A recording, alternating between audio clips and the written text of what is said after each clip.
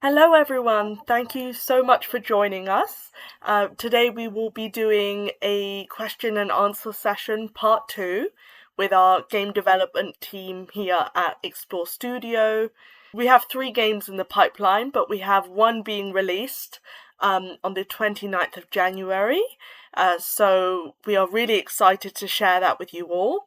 Today, we're going to talk through the behind the scenes a little bit, and you'll hopefully get some insight into how the game was actually created. The first question that I have for everyone is, what has been the most rewarding part of developing the Kaio mission? I think that I will not say that there is a most rewarding part. I will say that there are so many rewarding parts because we learn to walk in the kind of way of being trustful to each other. For some of us, we didn't learn the game development, and we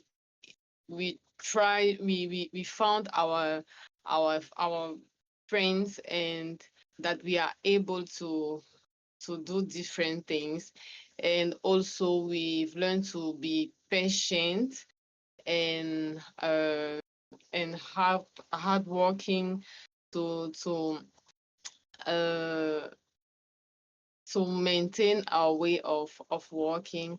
And also we discovered that uh being very concentrated on and very directives to so many things in the work. We found that we had a lot of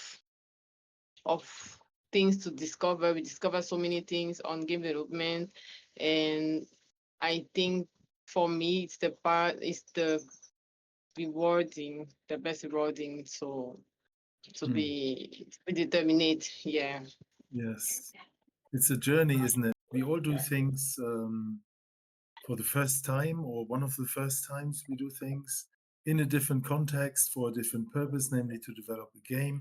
Even if we have a lot of transferable skills, perhaps from our life outside or before, and also when you have problems, when we had problems to solve, bugs to fix, sometimes it was so complex, and we Mm, had no clue where the problem actually was.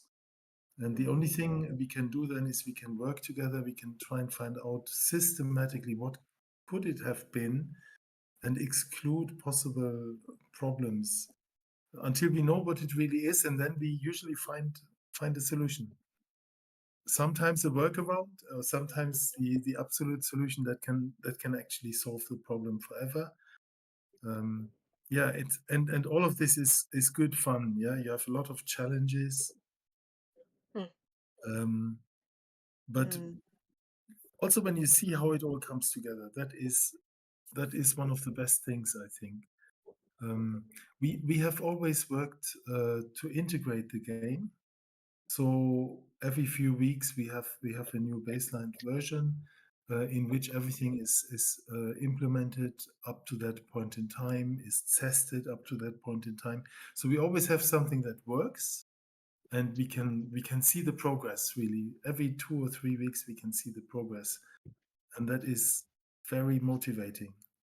mm. And of course, for me, what is really beautiful is be able to work with you guys and see how we all grow and we all turn into some not just professional game developers, but also we turn into a team of friends and family. We're like a family, big family, and some of us we are actually. So yeah, that's really really good fun. That's so lovely to hear. And I know you touched on it a little bit, Mario, but what have been the most difficult or stressful elements of the development process? What is very stressful is if you want to get something done by a certain date, you think everything is hunky dory and everything is fine, and suddenly you discover, or somebody who plays the game discovers a massive problem, and we don't know what it is, and we don't know why it actually occurs. That is really, I think, the most stressful thing. But we have learned as a team also not to panic in these situations, but to be systematic about it. Mm. Yes, it will take some time, but we have always managed to overcome these problems in the end. Yeah. Yeah. It's about working together and being systematic. Yeah, Mm. I would say because I was not part of developing the game like Gwenzef and Mario and Julie, but I'm more on the marketing side. I would say for me, the stress is coming on the 29th. I've put the game on Epic Game Store and on Steam, and obviously we have tested that it works internally. But my fear is that there will be like something happening on the 29th and the game won't be able to be released for whatever reason. So I think this is my main stress at the moment. And fingers crossed, it will go ahead. But we never know. We never know with technology. That's right. But I mean, if you compare with some horror stories you sometimes hear from other developers, where people have been working for a long time on a game, but they haven't tested and integrated it. And in the end, there are hundreds or thousands of bugs they have to go through before the date when they have to actually ship the game. And that must be so stressful. Mm, And yes, we're never, there's no guarantees. Yeah, we might always have something last minute to solve, or some player will report something to us which needs to be addressed very quickly. But we don't Yes. we don't have hundreds of bugs to solve in 24 hours or so. Something crazy, yeah, which would really put us under tremendous stress, and it would not be for anyone in the team either. Yeah, we try to protect the team, we try to protect each other and support one another also if something is needed. It's very important. And are there any particular design decisions that you are especially proud of? One that I quite like is that we use several UI and particle elements to construct the feeling of being underwater, which was Mhm. obviously very important to us because the vast majority of our game takes place under the sea, be it on Earth, on Europa, or Enceladus, or beyond. But Yeah. basically, how we really worked on that is bubbles and detritus is basically drifting in the background and the foreground at all times, and it really makes you feel like you're swimming through like clouds of bubbles and like Mm. bits of sea creature and that kind of stuff. Yes. And the currents, be it from like the jets of the submarine like pushing forward, or from black smokers or hydrothermal towers, it warps the water itself. And anywhere where there's heat, also the water gets warped, so you really do feel like you're in the ocean. And to top it all off, depending on which world you're on, the UI slightly gets a different color tinge, so to really make all the colors and objects pop out, depending on which world you're on. Yes. mm, Yeah. And I've got an easy example. When you in one part of the game you leave the ocean and you start running on with a human player, you start running on the beach. And in this small area where you can move forwards and backwards as you like, there's a lot involved in that. You have the sound from two different oceans. You have the stepping sounds in water. That was with freezing temperatures. It was recorded. I remember because I had blue legs when I was doing it, and you hear different sounds depending on where you step. Do you step on wet sand or dry sand? You see the effects of sand flying up when you make a step and so on. It's beautiful. It all comes together. It's really um, it's not rocket science, but it needs a lot of dedication, and it's beautiful to see it when it is all together and when it is in the gameplay. And it makes it really feel real when you look at it. mm. That's really beautiful. What are the primary messages you'd like players to take away from playing the Kaio mission?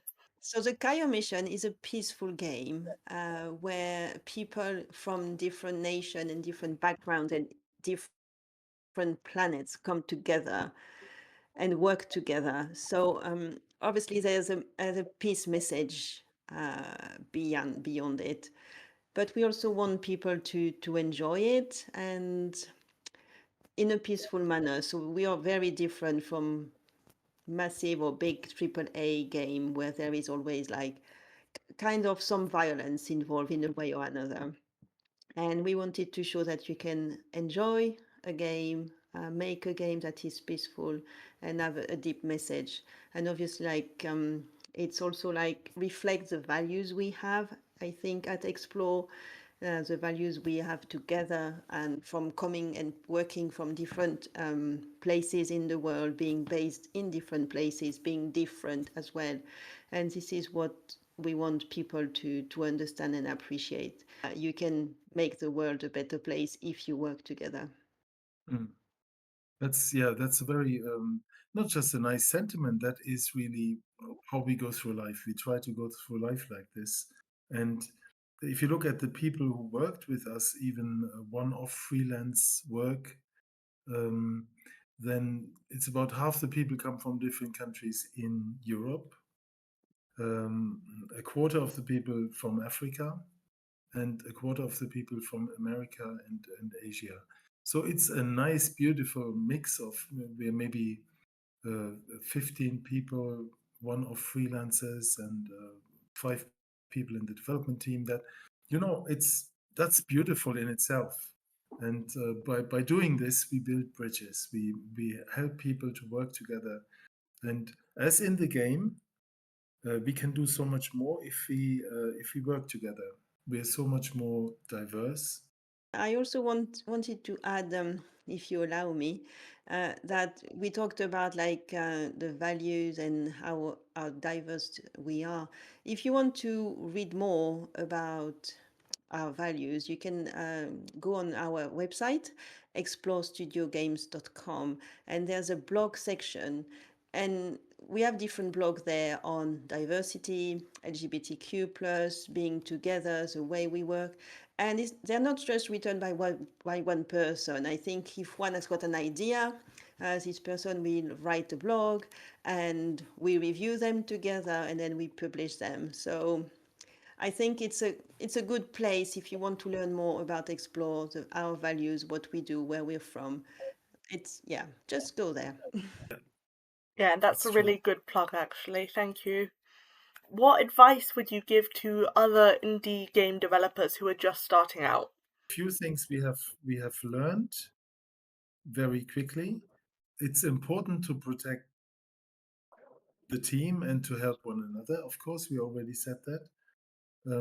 That means you have to be really careful not to put yourself under pressure of deadlines if they can be avoided or if they can be realistically planned. Yeah, so it's important.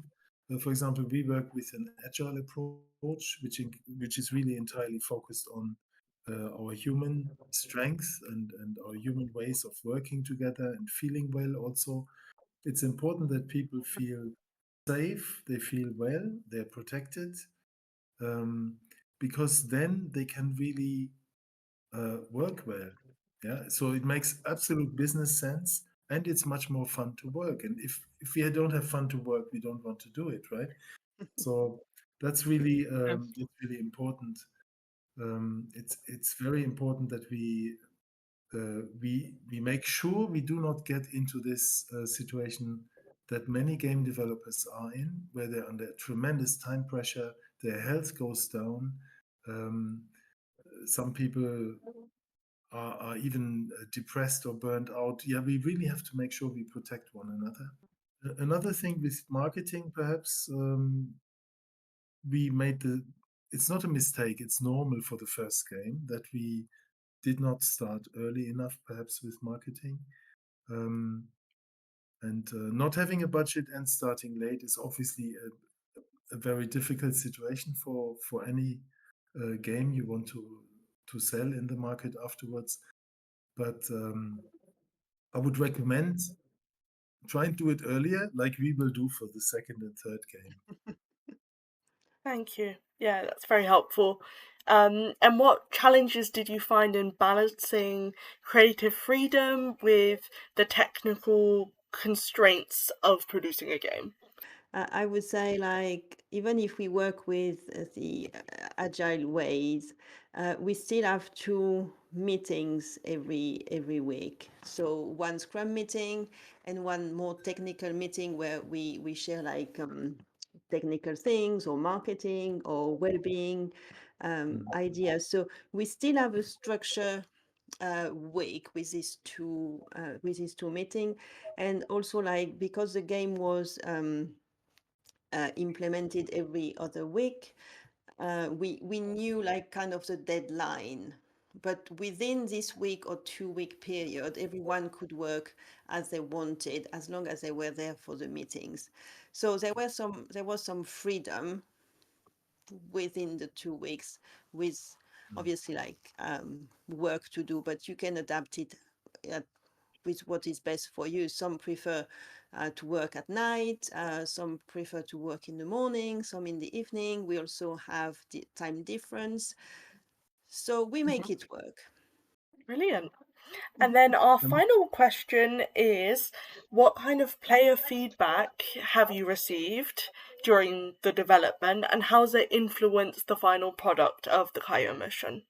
Initial testers of the game, whilst impressed and engaged, were a bit confused about where to go in the level to find subjects for the photography, and would often swim far away beyond the more intentional parts of the level.